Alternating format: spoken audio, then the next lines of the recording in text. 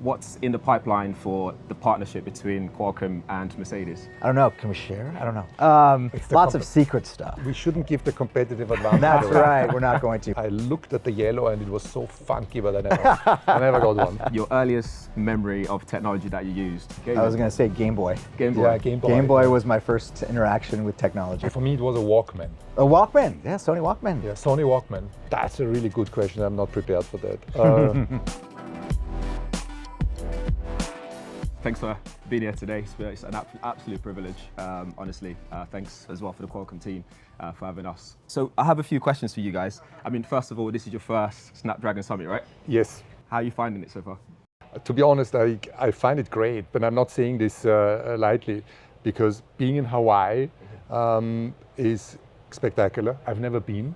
I've been around the world with Formula One, but never in Hawaii. And then creating such a setting is truly amazing. The conversations that I have been part of were inspiring. I learned a lot. So it's probably rather than you guys learning from me and having me here, it's the other way around. Yeah, I see that. And Don, this is probably your what, This is ninth, yeah. Ninth one. Ninth one. Which one's been your favorite year so far? Wow. I think every year we just raise the bar. Absolutely. So every year is my favorite one. So we've done such amazing things. The team has just pulled off some amazing stuff this year. From taking over the entire resort here on Maui, all the demos of product experiences, the China launch that happened simultaneously in Shanghai last night was just spectacular. So it's been amazing. Yeah, you've got a wonderful team around you to make all these things happen. Absolutely. In fact, it reminds me of what Mercedes F1 Team is like. It's such a big team, big operation, and also it's 300 Grand Prix since Mercedes returned to F1. Yes. Which one's been your favorite year? I'm really bad in remembering. It's like relics of the past. You know, we have all these trophies, and I'm thinking, well, what's tomorrow's trophy? So what was my favorite? I think Lewis's 2014 championship. Amazing. Final race. Yeah, that was good. Must be a great. Yeah, I remember that race very well. Yeah. Also for next year, you've got a new lineup in George Russell and Kimi Antonelli, which honestly I was on my phone all the time seeing when you're going to confirm. You know, so much rumors out there. How do you see that dynamic evolving over the next season or more? Well, it is so crazy because yesterday George Russell was our junior, and he came through the ranks in Formula 3 and Formula 2. Most decorated, and now he's 27, and you have the next generation, that 18-year-old is joining us, and we're really excited about it because also Lewis moving and Kimi coming in, it's a real generational change that we're doing. Lewis is around 40 years old, George is 27, now Lewis goes to Ferrari, and we are moving the teenager up. I'm truly excited with all of the team. Amazing. As an F1 fan, one of the things I always spot on the livery on the cars is all the branding all around it. And I've always wondered, what does that actually mean? What are these brands doing with yourself? In the case of Snapdragon, what does that mean? Well, you need to find a brand association. You know, the sticker on the car trying to generate eyeballs is not what counts anymore. I think it's to say, what does the brand Snapdragon stand for? What does the brand Mercedes Formula One stand for? And it's all about good engineering. It's about science, cutting edge technology, and innovation. We can do great storytelling. We're working on artificial intelligence going forward together. So it's a marketing fit. We're having 1.5 billion people that watch us to put the brand Snapdragon out there in the world, and at the same time benefiting from the joint technical collaboration. Don, similar question for you in terms of the partnership. Yeah. How did that conversation come about, and is there a shared vision between the two brands? Yeah, I think to accentuate Toto's point about you have to have brand affinity together. If it's not a fit, it's not a fit.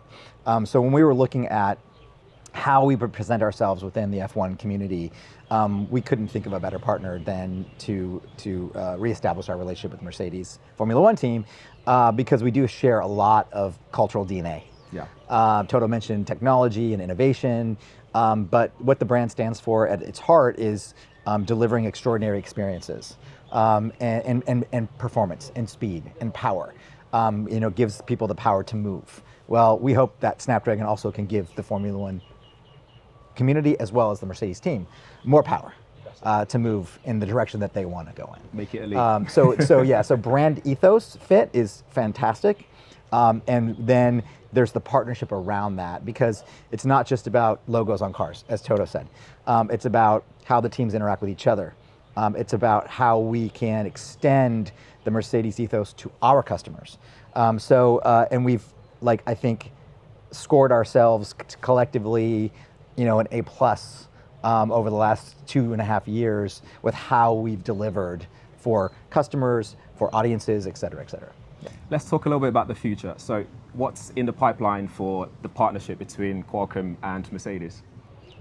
I don't know. Can we share? I don't know. Lots of secret stuff. We shouldn't give the competitive advantage. That's right. We're not going to. But more fan experiences, extending the amazingness of the Mercedes Formula One team to more fans, whether it's physically or virtually, is something that we've been working and collaborating on with the virtual garage we've done so far. So I think it's safe to say you'll see more things like that from our partnership. For Mercedes, 2026, we're going to get a whole new regulation, tires, power unit, etc. Have you guys started working on that already, and how Snapdragon come into this equation? Yeah, we're really looking forward to it, because the kind of regulations now with the ground effect cars, we were never quite in a happy spot. We won races, but then nobody seems to really understand also the other teams when their car performs or not. And 2026 is brand new. We are finally lifting the cars up. They're not having the ground effect anymore. We're having engines with a 50% hybrid and 100% biofuels. Put that together with our exciting driver lineup, and everybody is really looking forward to it. And obviously we've started already working on 26. Let's talk about some challenges. Well, I say challenges, maybe mainly one, when it comes to data and the way you guys communicate with the guys back at Brackley. How does that work, and does Snapdragon have any help in making sure that data is transferred very quickly and helping that operation?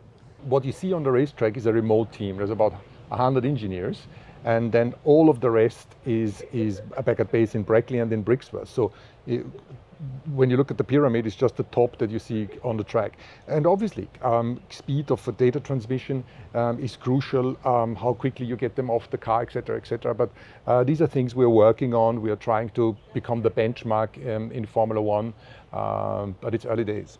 Yeah, and we've been, just in the last 2 days, we've been talking about AI together collectively and some things that we can do, and we're excited to get started on some new ideas. Nice. Don, we know very much that Qualcomm, Snapdragon, the whole works is very techy. Not many people understand a lot of the workings, and that's why we have the roundtables and all that stuff. But how do you think the Mercedes team are helping you to get that message across in terms of the user benefits rather than those technical details? Yeah, well, it's really about extending beyond features and specs and speeds and feeds to experiences. And we try to organize our brand ethos around passions. So one of the areas where people tend to be passionate is around sport. And Formula One has this amazing passionate fan base. So it's our job to connect the Snapdragon brand, what we deliver for people, and how we enable them to experience their passions in new ways with that sport or that affinity they have for their passion.